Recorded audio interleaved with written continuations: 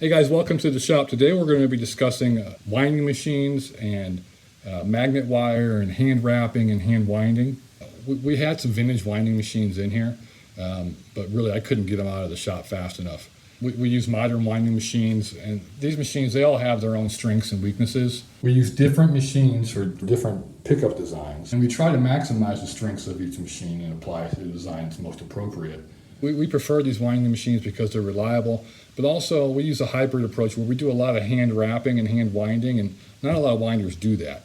And so we have to many times remove the bobbin from the machine, and that, wire can break and things like that. We need to be able to get it on and off the machine pretty easy. And we actually have one machine that is pretty easy where we can do a lot of the hand wrapping techniques actually by keeping the bobbin on the machine, and the counter continues to count. So anyway, we're going to talk about the magnet wire, and we're going to talk about hand winding, hand wrapping, and the various machines we use, and I hope you enjoy it. Well, here's some fresh wire ready to go when the current spools run out. When you get to the end of these spools, you want to just throw it out. You don't want to keep going because the spools, the way the wire sits on it, this wire is very thin, and there's imperfections that develop at the spool. The basic rule is if we wouldn't put it in our guitar, we're not going to put it in your guitar.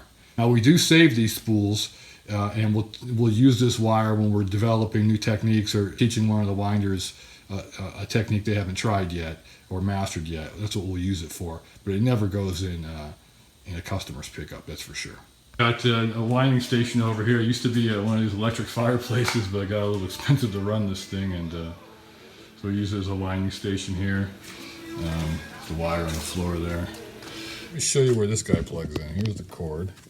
It goes right down here to this GFCI protected outlet.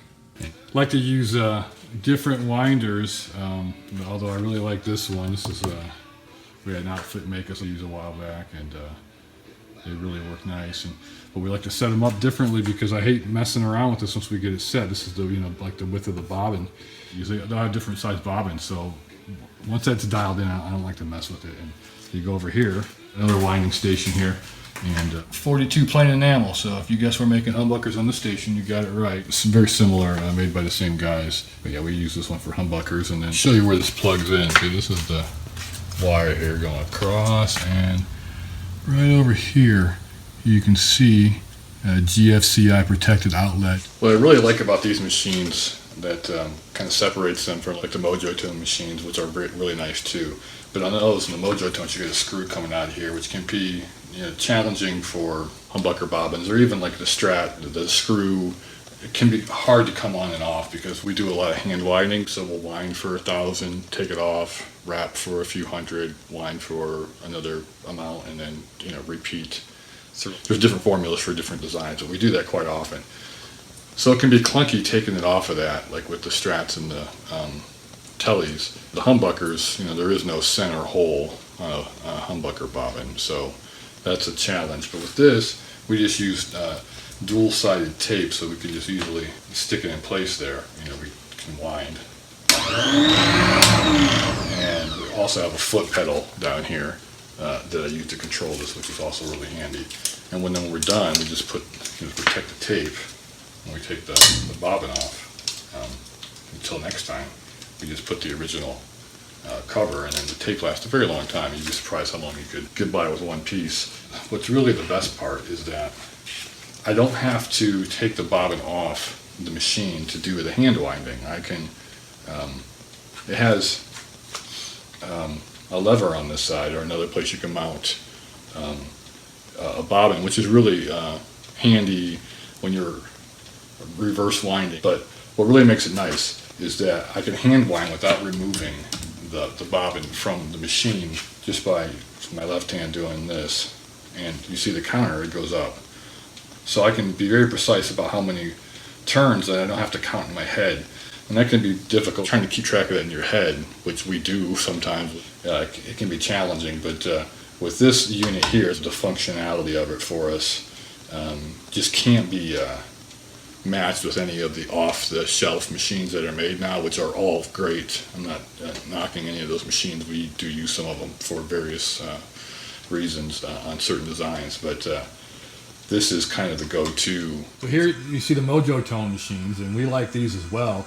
And what's great about these machines is that you can lock down the bobbin really well. It's got a screw that goes through the center, and you can lock it down. And they're also relatively light, and we'll use them on these plastic tables because once you get to a certain speed, not mounting them down and on the kind of flimsy table, they start to almost bounce. They don't really bounce, but they start to shimmy a little bit. And what that does is we'd like to do that in certain parts of certain designs.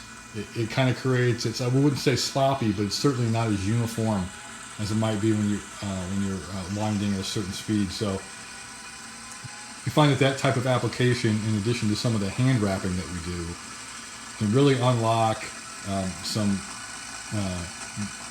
dynamic response from pickups that you don't normally get from machine wound, machine fed, mass-produced pickups. Let me show you how this one plugs into the wall. There's the power cord plugging into the unit, coming down here, and then plugging into the wall, just a standard North American outlet there.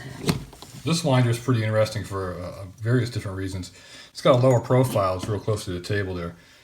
So you can really get it going fast, and it doesn't shake much because of the way it's engineered. The other winders are kind of top heavy, and so you get a little more shake as you go faster. We don't normally go that fast. Most of the time we're going slow, or we're going to hand wrap it. But sometimes on certain designs, it makes sense to go fast.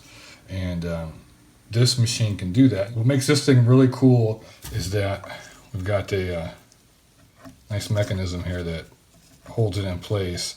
So it's a little more stable than like the tape method on the winders that we really like, the blue ones. Also a lot easier to get off the machine than like the Mojotone one, because the Mojotone has a screw going through the middle. This doesn't. So we don't got to yank it off. We can gently pull it off. And if we want to do any kind of hand wrap, then we can. That's what really makes this a great machine to have, and we actually have a few of these.